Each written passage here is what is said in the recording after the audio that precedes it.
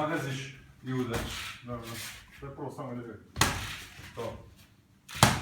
To. Prati me. Bravo. Ali za to vrijeme je desna ruka na bradi, strogo. I se može dogoditi. Sad ćeš vidjeti. To samo reci.